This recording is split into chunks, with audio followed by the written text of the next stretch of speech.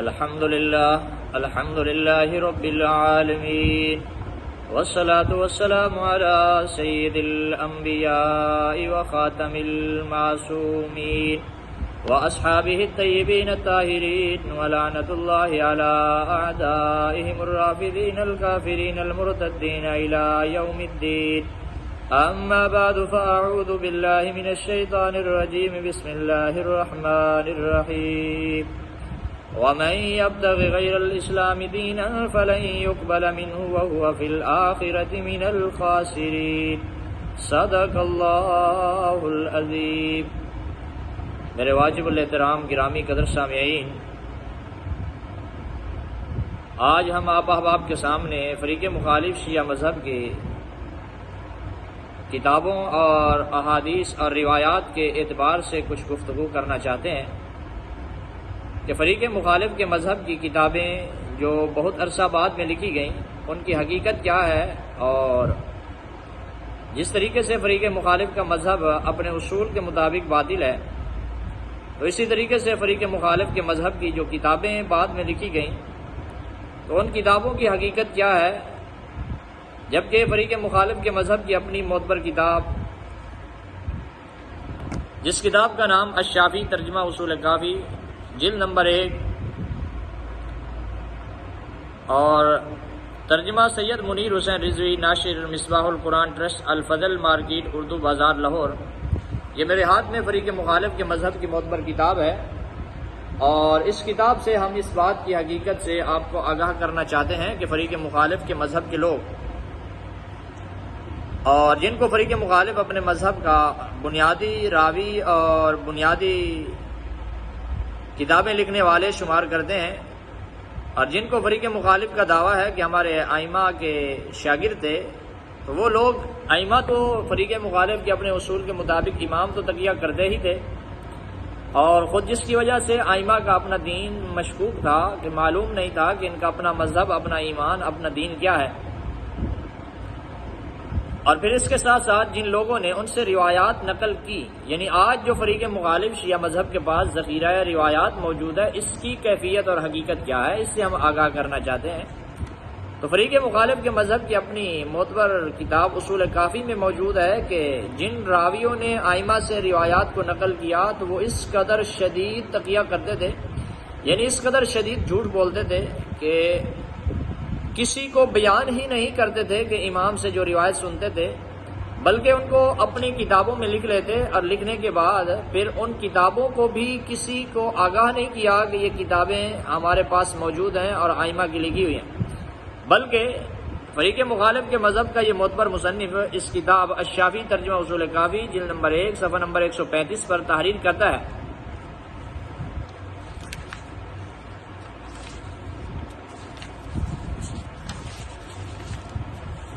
باب نمبر 17 کتاب خدا اور حدیث کی روایت کرنا اور ان کے لکھنے کی فضیلت اور کتب سے تمسک کرنے کے بارے میں ہے۔ تو اس باب نمبر 17 میں روایت نمبر 15 تحریر کرتا ہے، اور اس میں حقیقت حال سے آگاہ کرتا ہے کہ ہماری کتابیں کس طریقے سے ملی اور روایات کا ذخیرہ کس طرح جمع کیا گیا، یعنی اس سے ہر آدمی اندازہ لگا سکتا ہے اور فریق مخالف کے مذہب کی حقیقت سے آگاہ ہو سکتا ہے، اور اس کو صحیح طریقے سے معلوم ہو سکتا ہے کہ جب لکھنے والے نے خود بتایا ہی نہیں کہ یہ ائمہ سے میں نے براہ راست نقل کیا ہے یا کسی کے ذریعے سے نقل کیا ہے یا کیسے میں نے لکھا ہے، بس لکھی ہوئی کتابیں فریق مخالف کو بعد میں میسر آئیں جب وہ لکھنے والا آدمی فوت ہو گیا اور اس نے بتایا نہیں کہ یہ سچی ہیں، جھوٹی ہیں، کیسی روایات ہیں، اور لکھنے والے کے فوت ہونے کے بعد فریق مخالف نے دعویٰ کیا کہ ہمیں وہ کتابیں ملی، اور ہمارے محدثین اور ہمارے راوی ائمہ کے شاگرد شدید تقیہ کرتے تھے، یعنی اس قدر جھوٹ بولتے تھے کہ انہوں نے اپنی کتابوں کو بھی لکھ کر چھپا دیا، اور ان کے مرنے کے بعد معلوم ہوا کہ یہ کتابیں ان کی ہیں اور اس کی حقیقت کیا ہے۔ اب ہم روایت آپ کے سامنے پیش کرتے ہیں فریق مخالف کے مذہب کی معتبر کتاب الشافی ترجمہ اصول کافی سے۔ باب نمبر 17 ہے اور روایت نمبر 15 ہے،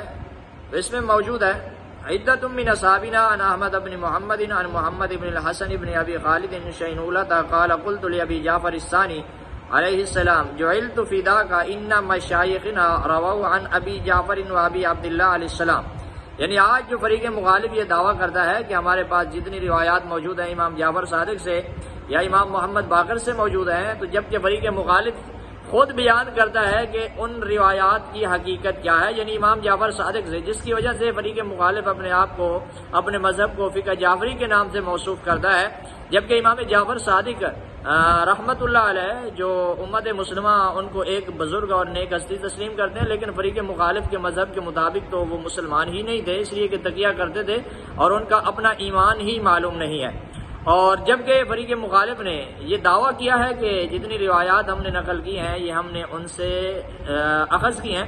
جبکہ فریق مخالف کے مذہب کی معتبر کتاب سے یہ بات بالکل ثابت ہے کہ ان سے بالکل کوئی روایت بھی نہیں لی گئی، بلکہ وکانت التقیۃ شدیدۃ، جن لوگوں نے ان سے سنا تو وہ بھی اتنا شدید تقیہ کرتے تھے کہ انہوں نے اپنی لکھی ہوئی کتابیں، یعنی امام جعفر صادق کے شاگردوں نے، امام محمد باقر کے شاگردوں نے اپنی کتابیں بھی چھپا دی۔ آگے اسی روایت میں آ رہا ہے وَكَانَتِ التَّقِيَّةُ شَدِيدَةً إِنَّ مَشَائِخِنَا، کہ امام کے سامنے پوچھا گیا، امام سے پوچھا گیا کہ ہمارے مشائخ نے تو اتنا زیادہ تقیہ کیا ہے، وَكَانَتِ التَّقِيَّةُ شَدِيدَةً کہ سخت تقیہ کرتے تھے، فَكَتَمُوا كُتُبَهُمْ اور انہوں نے اپنی کتابوں کو چھپا دیا، وَلَمْ تُرْوَ عَنْهُمْ اور ان سے کسی نے روایت ہی نہیں کیا، یعنی ان لوگوں نے اپنی کتابیں ہی چھپا دی اور کسی نے ان سے روایت ہی نہیں کیا۔ فلما ماتوا، جب وہ مر گئے، سارت الکتب الینا، تو وہ کتاب ہم تک پہنچی، یعنی یہ بھی بتایا نہیں ہے کہ کس واسطے سے پہنچی، جب وہ مر گئے، مرنے کے بعد وہ کتابیں جب منظر عام پر آئیں تو پھر ان کو معلوم ہوا کہ یہ لکھی ہوئی کتابیں ہیں۔ فلما ماتوا، جب وہ مر گئے، سارت الکتب، تو کتابیں ظاہر ہم تک پہنچی، فقال حدثوا بها فانها حق، تو امام کہنے لگا کہ ان کو تم بیان کرتے رہو، بس یہ سچ ہے۔ یعنی امام نے یہ کہہ دیا کہ ان کا وہ تقیہ کرنا، اس کی بھی تصدیق کر دی اور اس سے آگے بھی بتا دیا۔ تو اب اس سے یہ بات معلوم ہوئی کہ جتنی روایات فریق مخالف نے بیان کی ہیں ان کی حقیقت کیا ہے کہ وہ مشائخ سب سے پہلے انہوں نے اپنی کتابیں بھی چھپا دی۔ اب ہم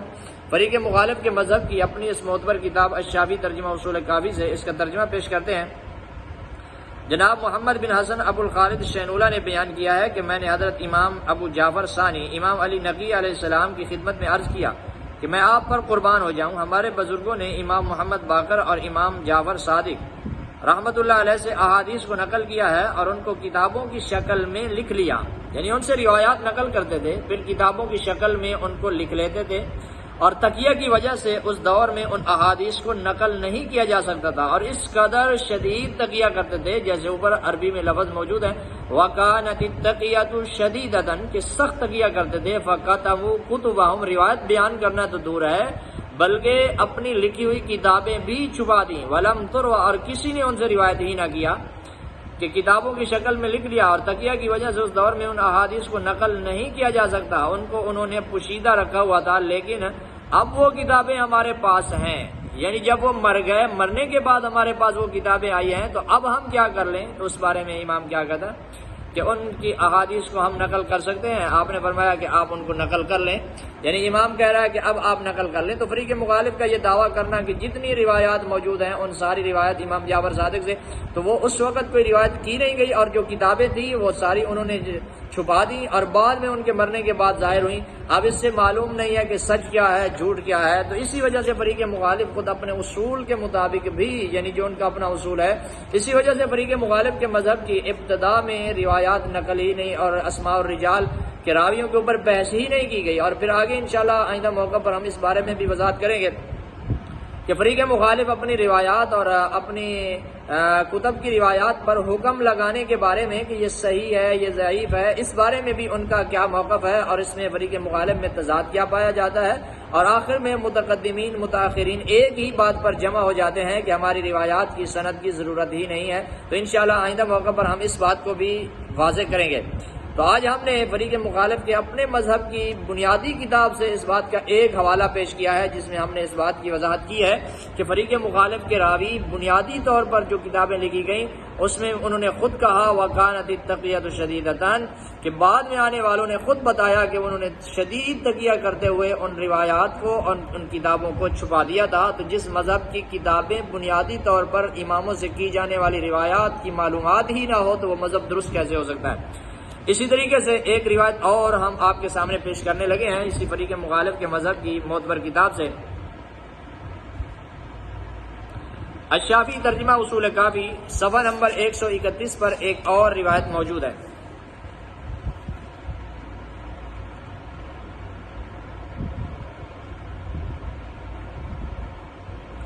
فریق مخالف کے مذہب کے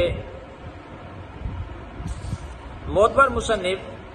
محمد بن یعقوب کلینی اپنی کتاب اصول کافی میں تحریر کرتے ہیں، اور الشافعی ترجمہ اصول کافی کا ترجمہ میرے ہاتھ میں موجود ہے۔ باب نمبر 17 ہے، اور باب نمبر 17 کی روایت نمبر 4 ہے۔ تو اس میں بھی فریق مخالف کے مذہب کے محدثین اور جن لوگوں نے روایات کو نقل کیا ان کے بارے میں کہ اس قدر شدید تکیہ کرتے تھے کہ ایک امام سے روایت کو سنتے اور دوسرے کے کھاتے میں ڈال دیتے، کہ سنی دوسرے امام سے اور نام دوسرے کا لگا دیا، یعنی اس قدر جھوٹ بولتے تھے کہ جس امام سے سنی ہے اس کا نام ہی ذکر نہیں کرتے تھے۔ اس بات کی گواہی بھی خود فریق مخالف کے اپنے گھر سے موجود ہے۔ ہم روایت پیش کرتے ہیں، روایت نمبر 4 کہ ایک امام سے سنی جانے والی روایت دوسرے امام کے نام سے ذکر کر دیتے تھے۔ وعنہ کہ ان سے روایت عن احمد ابن محمد ابن عیسیٰ عن الحسین ابن سعید عن القاسم ابن محمد عن علی ابن ابی حمزہ عن ابی بصیر قال قلت لابی عبداللہ، میں نے کہا ابو عبداللہ کی خدمت میں اقدس میں عرض کیا، امام جعفر صادق کی خدمت میں نے عرض کی۔ قال قلت، ابو بصیر کہتا ہے کہ میں نے امام جعفر صادق سے کہا الحدیث اسمعہ منک اروی عن ابی کا، کہ میں اور امام خود بھی اس بات کی ان کو تلقین کرتا ہے کہ آپ اس قدر جھوٹ بولا کریں کہ بات مجھ سے سنیں اور میرے باپ کے نام میں لگا دیں، اور ان سے سنی ہوئی بات میرے کھاتے میں لگا دیں۔ کس قدر جھوٹ کی دعوت، اور امام خود اس بات کی ان کو تلقین کرتا ہے جس کو فریق مخالف نے نقل کیا۔ ہم تو فریق مخالف کے مذہب کی اس بات کو آپ کے سامنے بیان کریں۔ تو ابو بصیر کہتا ہے قال قلت لابی عبداللہ، میں نے امام جعفر صادق سے کہا الحدیث وہ روایت اسمع منک جو میں نے آپ سے سنی ہو، اروی عن ابی کا، کیا میں اس کو روایت کروں آپ کے باپ کے نام سے، او اسمع من ابی کا، یا جو میں نے سنی ہو آپ کے باپ سے اروی عن کا کہ اس کو میں روایت کروں آپ سے۔ قال سواء کیا برابر ہے، الا انک تروی عن ابی احب الی، وقال ابو عبداللہ السلام لجمیل ما سمعت منی فروی عن ابی۔ تو اس کا ترجمہ ہم فریق مخالف کے اپنے اس کتاب سے پیش کرنے لگے ہیں کہ امام جعفر صادق نے کیا کہا کہ جناب جمیل سے بیان فرمایا کہ جو حدیث آپ مجھ سے سنتے ہو وہ میرے والد کے نام سے روایت کر لیا کرو، یہ تو بہت اچھا عمل ہے۔ جناب ابو بصیر بیان کرتے ہیں کہ میں نے حضرت ابو عبداللہ علیہ السلام کی خدمت اقدس میں عرض کیا کہ بعض اوقات ایک حدیث جو میں نے آپ سے سنی ہوتی ہے وہ آپ کے والد کے نام سے نقل کر دیتا ہوں، اور کبھی آپ کے والد سے سنی ہوئی حدیث آپ کے نام سے نقل کر دیتا ہوں، تو اس میں کوئی حرج ہے؟ آپ نے فرمایا اس میں کوئی حرج و مذائقہ نہیں ہے، برابر ہے، بلکہ میں پسند کرتا ہوں کہ جو آپ مجھ سے حدیث سنیں وہ میرے والد کے نام سے نقل کر دیا کریں۔ یعنی کس قدر امام خود بھی جھوٹ کی دعوت دیتا جا رہا ہے کہ سنیں مجھ سے اور نام میرے والد کا لگائیں کہ میں نے ان سے سنی ہے، اور والد کے نام سے سنیں ان سے سنیں اور میرا نام لگائیں کہ میں نے ان سے سنی ہے۔ یعنی کس قدر آگے دوسرے مقام پر خود بیان کیا ہے، آپ کے والد سے سنی ہوئی حدیث آپ کے نام سے نقل کر دیتا ہوں تو اس میں کوئی حرج ہے؟ آپ نے فرمایا اس میں کوئی حرج و مذائقہ نہیں ہے، برابر ہے، بلکہ میں پسند کرتا ہوں کہ جو آپ مجھ سے حدیث سنیں وہ میرے والد کے نام سے نقل کر دیا کریں۔ آپ علیہ السلام نے فرمایا جو حدیث آپ مجھ سے سنتے ہو وہ میرے والد کے نام سے روایت کر لیا کرو۔ یعنی امام جعفر صادق نے کہا کہ جو روایت آپ مجھ سے سنتے ہو وہ میرے والد کے نام سے نقل کر لیا کرو، تو یہاں اس بات کو بھی بیان کیا ہے۔ اسی طریقے سے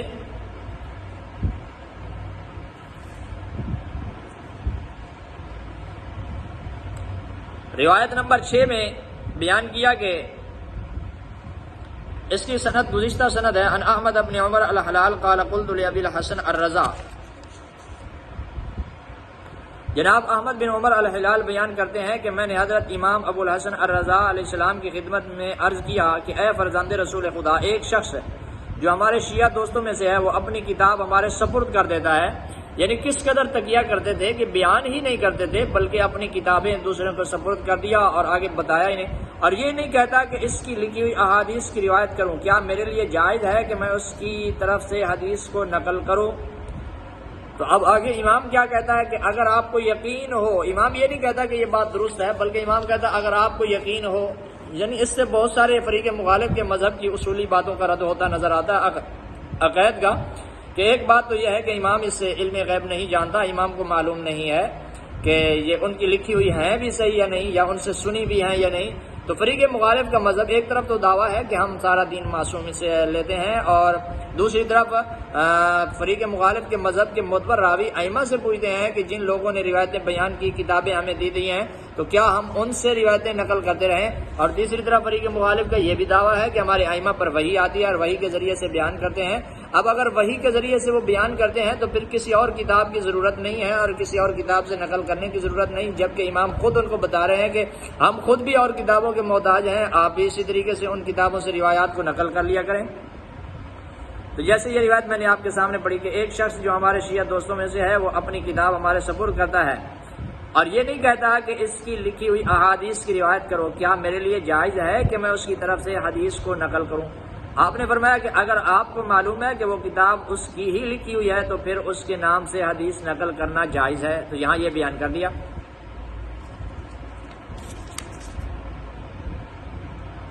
اسی طریقے سے ہم فریق مخالف کے مذہب کی معتبر کتاب سے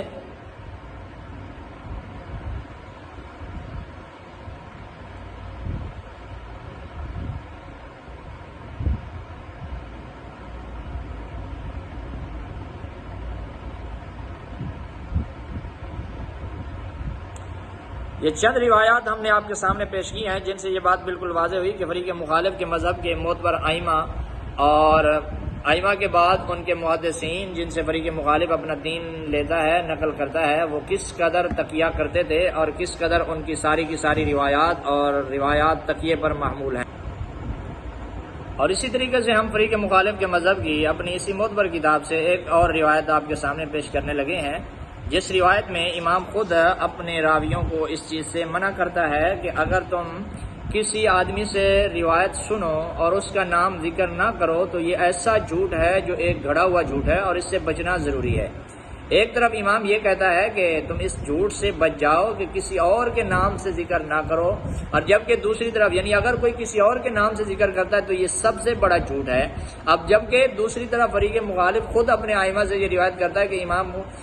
ہمارے راوی